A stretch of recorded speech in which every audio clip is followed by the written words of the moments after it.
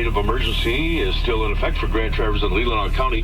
They're asking non-essential motorists to stay off the road. They are working to restore electric service in what they call a safe and timely manner. The forecast calling for a low tonight around 15 as that slushy snow turns to ice.